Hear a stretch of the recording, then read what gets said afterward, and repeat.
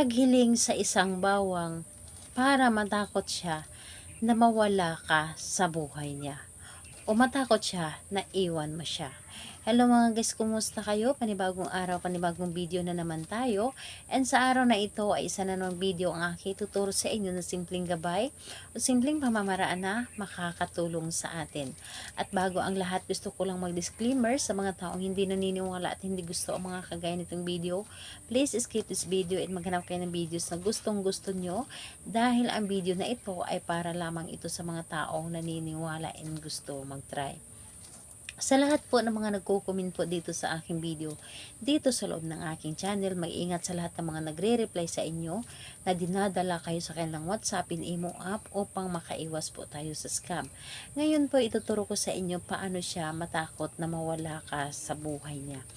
And dito is pwede itong gawin sa parehas ang kasarian, babae to babae, lalaki to lalaki. And syempre naman sa ating babae at lalaki na mag-partner. And kailangan natin ng ating gamitin dito sa paggawa nito. Kailangan mo lamang dito ng isang butil na bawang na hindi pa ito nababalatan.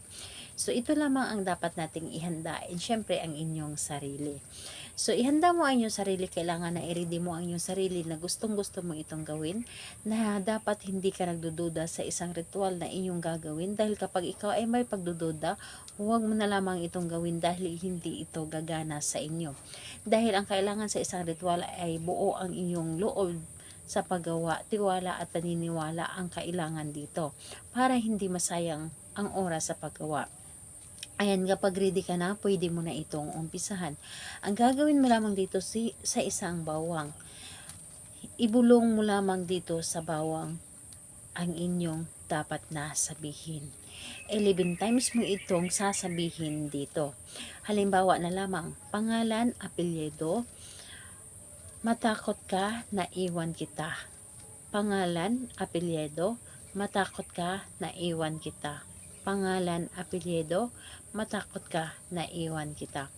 So, 11 times mo itong sasabihin na paulit-ulit. At hindi lamang ito basta-basta na sasabihin mo lamang, kundi nanggagaling ito sa yung puso mismo ang inyong mga sinasabi.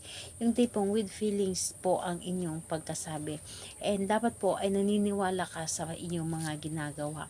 And ayun po, pagkatapos mong sabihin ang lahat ng mga sinabi mo, yung pangalan niya at apelyido at yung hiling, ang gagawin po ninyo dito sa isang bawang, ilagay mo ito sa ilalim ng inyong unan ng isang gabi.